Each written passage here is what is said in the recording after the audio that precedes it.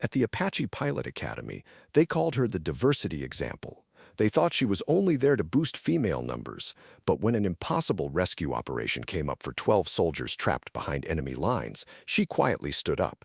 Because they didn't know that she had successfully completed 47 such operations single-handedly before. This story shows how prejudice and assumptions can blind us to true excellence, and how one woman's quiet competence would shock an entire military institution when her real identity was finally revealed. The Alabama sun beat down mercilessly on the tarmac at Fort Rucker as the latest class of Apache helicopter pilot candidates stepped off the transport buses. The air shimmered with heat and possibility. Among the group of 32 candidates, 31 were men, broad-shouldered, confident, most carrying themselves with the swagger that came from being the best pilot in their previous units. And then there was Alexis Lex Morgan. She walked differently, not with the chest-puffed bravado of her male counterparts, but with a quiet, measured pace. Her gear bag was regulation, her uniform crisp, her bearing professional. But something about her very presence seemed to announce that she didn't quite belong. At least that's what the whispers suggested. "There's always one," muttered Staff Sergeant Jake Harrison, a former Black Hawk pilot from Texas. "Every class they send us a diversity pick." His buddy Captain Mike Torres nodded knowingly. "Pentagon's gotta check their boxes. Female pilot numbers are down, so they lower the standards and push them through." Lex heard every word. She'd been hearing variations of the same conversation for the past 8 years across 3 different military specialties. She no longer flinched, she simply adjusted her bag on her shoulder and continued toward the processing building. The Apache pilot program was the military's most elite rotary wing training. Only the top 1% of military pilots even qualified to apply. The washout rate was 73%. Those who graduated became the deadliest helicopter pilots in the world, capable of providing close air support with surgical precision in the most hostile environments imaginable. As they lined up for initial processing, Lex found herself automatically categorized. The loud, confident pilots formed natural clusters. The quieter, more studious types gravitated toward each other. And Lex stood alone, which seemed to confirm everyone's suspicions about why she was there. By the second day, the assumptions had crystallized into fact, at least in the minds of her fellow candidates. During the initial flight physical assessments, Lex scored in the 95th percentile across all metrics. Her reaction times were exceptional, her spatial awareness scores were perfect, and her stress tolerance indicators were off the charts. But none of that mattered to Torres and Harrison, who had appointed themselves as unofficial spokesmen for the class. "Look, I'm not saying she's not qualified," Torres said loudly enough during Chow Hall conversations for everyone to hear, including Lex. "I'm just saying there's qualified, and then there's Apache qualified. This isn't a transport bird or a medevac chopper. This is a weapons platform that requires split-second decisions in life-or-death situations." Harrison nodded sagely. "Plus, let's be honest about upper body strength requirements. When you're pulling Gs while simultaneously managing weapons systems, targeting computers, and communications, it's not exactly built for someone her size." Lex continued eating her meal, never looking up from her tray. She had learned long ago that responding to such comments only made them louder. Instead, she focused on the technical manuals she studied every evening while her classmates played cards or video games. The Apache AH-64 was a technological marvel, a flying tank equipped with a 30mm chain gun, Hellfire missiles, and Hydra rocket pods. But more than its weapons, the Apache was a symphony of integrated systems that required a pilot to think like both an aviator and a tactician. Every control input had to be precise. Every decision had to be instantaneous. Lex had spent the previous 6 months memorizing every system, every emergency procedure, every technical specification. Not because she was struggling, but because she was preparing for something her classmates couldn't imagine. The first time Lex sat in an Apache cockpit, something clicked. The controls felt familiar under her hands, the instrument layout logical and intuitive. While other candidates struggled with the helicopter's complex systems integration, managing flight controls, weapons targeting, communications and navigation simultaneously, Lex moved through the procedures with fluid efficiency. Chief Warrant Officer Danny Reaper Kowalski, their primary flight instructor, noticed immediately. "Morgan," he called out after her first training flight, "you've flown rotary wing before." "Yes, sir. Black Hawks in Afghanistan." "Combat experience?" "Some." Kowalski studied her for a moment. There was something in her answer. "Too casual, too practiced." "How much is some?" "Enough to know what I'm doing, sir." It wasn't quite insubordination, but it wasn't exactly forthcoming either. Kowalski made a mental note to pull her personnel file later. Meanwhile, Torres and Harrison were struggling. The Apache's fly-by-wire system was unforgiving of imprecise inputs. Its weapon systems required a level of multitasking that pushed even experienced pilots to their limits. Both men had washed out of previous flights, requiring additional instruction hours to maintain minimal proficiency standards. Their frustration was evident during post-flight debriefings. The targeting system is hypersensitive, Torres complained. In a real combat situation, you'd never have time to be that precise. Maybe that's the point, Lex said quietly from the back of the room. All heads turned toward her. It was the first time she had spoken during a group discussion. "Excuse me?" Torres's voice carried a dangerous edge. Precision under pressure. That's what separates an Apache pilot from everyone else. The room fell silent. Harrison leaned forward. "And you know this, how exactly?" Lex met his gaze steadily. "I read the manual." Kowalski watched this exchange with growing interest. There was more to Morgan than her file indicated, and her responses suggested someone with far more experience than she was admitting. Week 4 brought the advanced simulation exercises, complex scenarios designed to test candidates under extreme stress. The simulators were so realistic that they had been known to cause genuine PTSD episodes in unprepared pilots. The first scenario involved providing close air support for ground troops under heavy fire while navigating through a network of underground tunnels and avoiding surface-to-air missiles. Most candidates lasted between 3 and 7 minutes before their aircraft was shot down, or they accidentally engaged friendly forces. Torres went first. He lasted 4 minutes and 12 seconds before a simulated RPG took out his tail rotor. Harrison managed 6 minutes and 38 seconds before he lost track of friendly positions and accidentally targeted an Allied convoy. When Lex's turn came, the room grew quiet. The other candidates gathered around the instructor's station to watch her performance on the overhead monitors. She approached the simulation methodically. Her hands moved across the controls with fluid precision, managing the helicopter's flight path while simultaneously identifying and engaging threats. She communicated with ground forces using proper tactical brevity codes, coordinated with other aircraft in the airspace, and maintained perfect situational awareness throughout the engagement. 23 minutes later, she had successfully completed the mission with 0 friendly fire incidents and had eliminated all hostile targets. The room was dead silent. Kowalski stared at the simulation scores, then looked at Lex. "Morgan, step into my office." Kowalski's office was sparse, standard military-issue desk, filing cabinets, and a wall covered with photographs from his 22-year career. He gestured for Lex to sit, then pulled out her personnel file. Alexis Morgan, age 31, originally from Colorado. Enlisted 8 years ago, trained as a helicopter mechanic, then cross-trained as a pilot. 2 deployments to Afghanistan flying Blackhawks. Commendations for valor, Purple Heart, clean record. He looked up at her.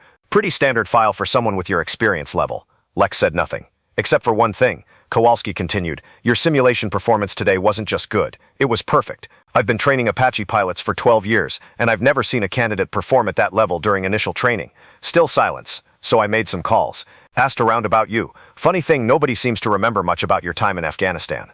Your former commanding officers speak highly of you, but they're vague about specifics."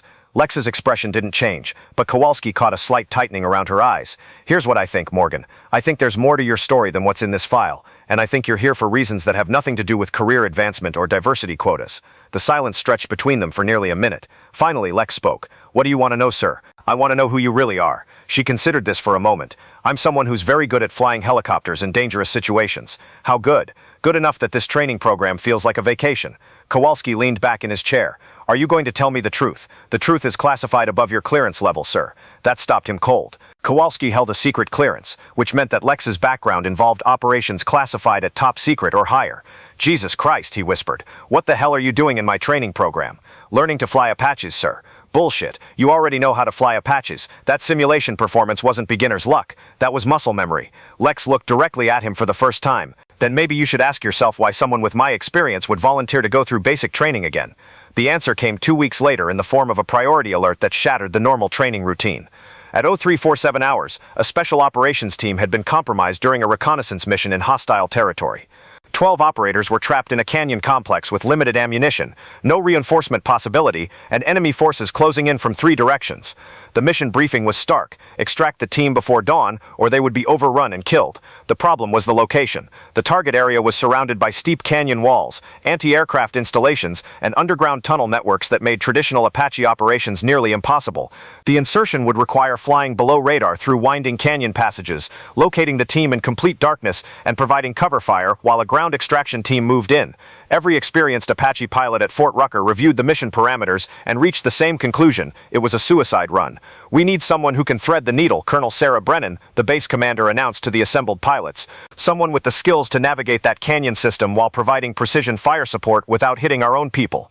The room was quiet. This wasn't a training exercise. It was a real-world operation with lives hanging in the balance. That's when Lex stood up. "I'll do it." Every head in the room turned toward her. Torres scoffed audibly. "Morgan, this isn't a simulation. This is the real thing." "I know exactly what it is," she replied calmly. Colonel Brennan studied her carefully. "Candidate Morgan, this mission requires experience levels that—" "Ma'am," Lex interrupted quietly. "With respect, I have the experience levels you need." The room erupted in whispers. Harrison spoke up loudly. "Come on, she's barely halfway through training. You can't seriously be considering." "Actually," Colonel Brennan said, holding up a hand for silence, "I just received some very interesting information about Candidate Morgan's background." She held up a manila folder with red classification markings. "It seems that Ms. Morgan has been operating under an assumed identity for the purposes of this training program. Her real name is Major Alexis Viper Morgan, and according to this file, she has successfully completed 47 high-risk extraction missions in Apache helicopters across 3 theaters of operation." The silence that followed was profound. Colonel Brennan continued reading from the classified file. Major Morgan is a graduate of the Army's most elite helicopter warfare program.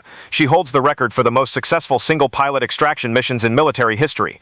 Her operational name, Viper, is known throughout special operations communities as the pilot you call when the mission is impossible. Torres's jaw hung open. Harrison had gone completely pale. The 47 missions mentioned in her combat record include extraction operations in Syria, Iraq, Afghanistan, and several locations that remain classified.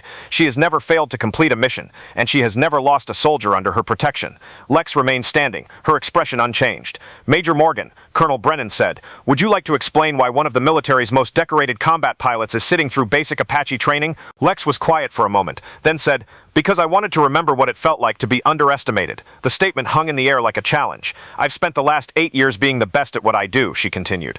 "Everyone always knew who I was before I walked into a room. They expected excellence, so I delivered it. But I realized I had forgotten what it was like to prove myself. I wanted to see if I could still do it the hard way." She looked around the room at her fellow candidates, most of whom were staring at her in shock. "And I wanted to see how the military treats people when they don't know what those people are capable of." Torres found his voice. "You mean, you've been playing us this whole time?" "I've been exactly who I am," Lex replied. "A pilot who's very good at her job. The only difference is that now you know it." 6 hours later, Lex was in the cockpit of an Apache A-64E, flying through the darkness toward the extraction zone. But this time she wasn't alone. Colonel Brennan had insisted on flying as her co-pilot gunner to observe firsthand. The canyon approach was every bit as treacherous as advertised. Radar installations dotted the cliff tops, requiring them to fly below the electronic detection threshold. The canyon walls were so narrow that there was less than 10 feet of clearance on either side of the rotor disc. "Jesus," Colonel Brennan muttered as Lex threaded the Apache through a particularly tight passage. "How the hell are you maintaining this precision in zero visibility?" "Terrain mapping, radar, and muscle memory," Lex replied calmly, adjusting their flight path to avoid a rocky outcropping. "Plus, I've flown this route before." "What? 3 years ago?" "Different mission, same location. That's how I know the tunnel exit points and the optimal firing positions." As they approached the extraction zone, they could see muzzle flashes from multiple directions. The special operations team was completely surrounded, taking fire from at least 3 well-fortified positions. "Viper, this is Ground Team Alpha," came the radio call. "We are taking heavy fire from the north, east, and southeast positions. We need immediate close air support." "Copy, Ground Team Alpha. Viper is inbound. Mark your positions with IR strobes and stay low." What happened next was a masterclass in precision helicopter warfare. Lex positioned the Apache to provide overlapping fields of fire while avoiding friendly positions. She engaged the northern position first, using the 30mm chain gun to eliminate the immediate threat. Then she moved to the eastern position, using Hellfire missiles to take out fortified bunkers. The most challenging target was the southeastern position, which was elevated and required an extremely precise angle of attack to avoid hitting the friendly forces below. "That's an impossible shot," Colonel Brennan said, studying the tactical display. "The margin for error is less than 2 degrees. "I know," Lex replied, adjusting the targeting system. "I've made this shot before." The Hellfire missile struck its target with surgical precision, eliminating the final threat. "Ground Team Alpha, you are clear for extraction. Viper will provide overwatch." The entire engagement had lasted 8 minutes and 37 seconds. 12 operators were extracted safely with 0 friendly casualties. When they returned to Fort Rucker, the entire training squadron was waiting on the tarmac. As Lex climbed out of the Apache, something had fundamentally changed in how people looked at her. Torres was the first to approach. His earlier swagger was gone, replaced by genuine humility. "Major," he said, then corrected himself. "Viper, I owe you an apology." Lex looked at him steadily. "For what?" "For assuming I knew who you were based on what I thought I saw." "And what did you think you saw?" Torres struggled for words. "I thought I saw someone who didn't belong, someone who was only here because of politics or quotas. I was wrong." "No," Lex said quietly, "you saw exactly what I wanted you to see. A woman in a male-dominated field who didn't feel the need to announce her credentials to gain respect. She turned to address the entire group.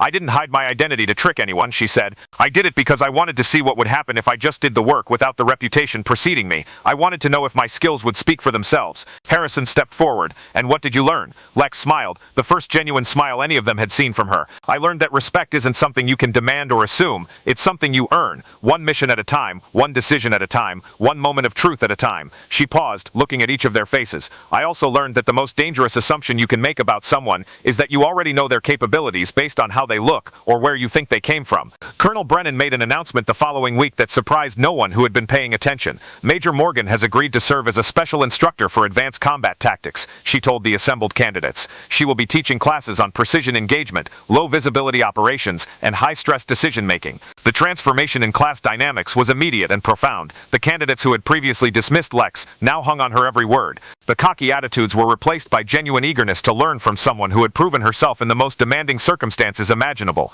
But perhaps the most significant change was in Lex herself. The quiet defensiveness was gone, replaced by confident instruction. She no longer needed to prove that she belonged. Her actions had spoken louder than any credentials ever could. During her first lecture, a young candidate raised his hand. Ma'am, how do you stay calm in those kinds of high-pressure situations? Lex considered the question carefully. The pressure isn't really the challenge, she said. The challenge is trusting yourself to do what you know you can do, regardless of what other people believe about your capabilities. She looked around the room.